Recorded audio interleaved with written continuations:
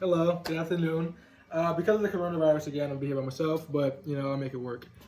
Today we'll be talking about chapter 31, four ideas and the keys to sales success. So, if an audience was here, I'll ask them, hey, what idea comes to your mind when you think of a perfect salesman, right? Um, Hypothetically, I'm picking her right here. She says, oh, person who sells everything, they never get denied, they make all the money. Typical salesman. People like typical salesman. That's what people would think. Ziegler in this chapter, I would say no because in Ziegler in this chapter, he points out four specific ideas that a lot of people like forget that make up a perfect salesman.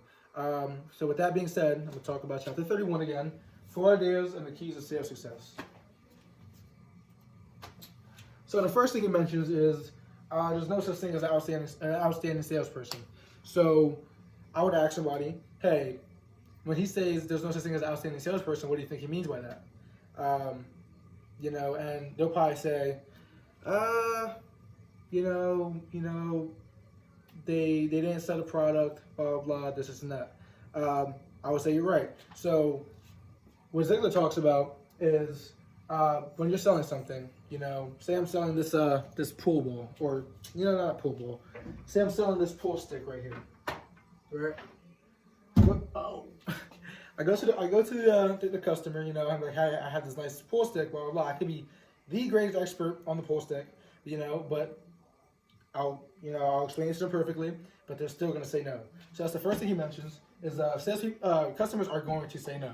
You're not always gonna get a yes from them at first. The second thing he says is just it's all about your enthusiasm.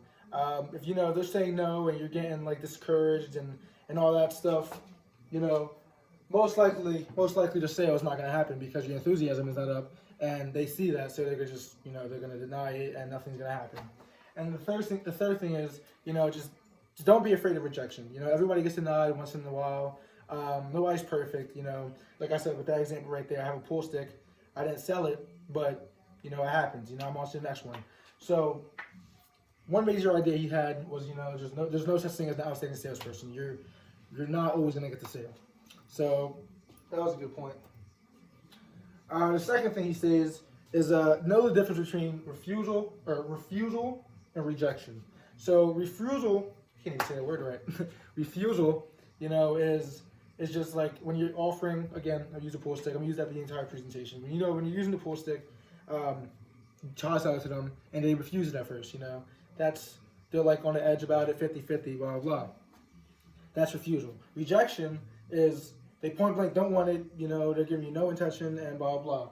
And I would ask, what would you do if you're in a situation where you don't know whether it's refusal or rejection? And I'll let them answer, hey, I'll probably just stick it out, see what happens. That's exactly what he says. He says, let the customer correct themselves. So eventually, I'm selling this pool stick, and at first he doesn't want it, eventually he'll come around and be like, oh, dang, I actually need a pool stick, or I actually like the pool stick, I feel like I can really use that.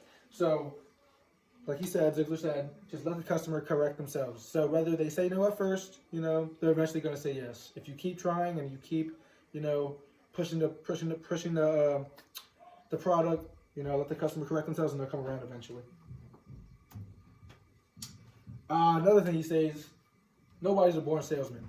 I would ask the person, hey, what do you think happens, or a salesman, do you think people are born salesmen? Like, do they have like salesmen in their blood?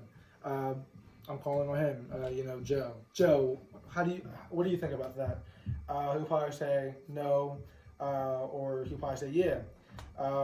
So I would say, Ziegler said that nobody's a born salesman. As you grow, you live and you learn, you get more experience. You'll build it from the ground up. I'm not going to be fresh out the womb selling products. I'm not going to have that perfect skill where I could just talk to people and sell products like that. No, you're gonna live and you learn. You're gonna experience, and you're gonna build self-confidence, and eventually you'll become that perfect salesman.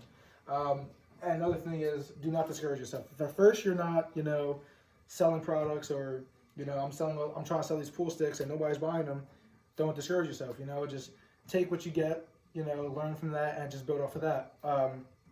like I said, or like he said, nobody's a born salesperson, and you know, you'll live and you learn, and you know, things will happen. Good things will happen. And then, without saying anything, just looking at the picture, I'm gonna say big winner. I'm gonna call on Joe again. He's, you know, his participation is crazy. Joe, what do you think this means?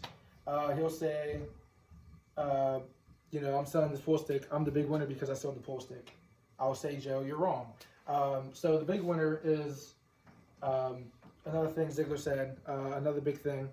Just know the difference between who's the big winner in the situation. So yes, I'm selling the product. You know, I'm selling the pool stick, but I'm not the big winner. Yeah, I made the product. I sold the product, but the product is for the customer. So the customer's the big winner because, you know, he got what he wanted. His money was well spent, and you know, it was a win-win situation.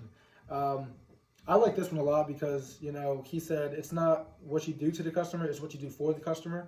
And, you know, the customer's a big winner because what you did for him. You know, he's going to be happy. You're going to be happy because you made your money.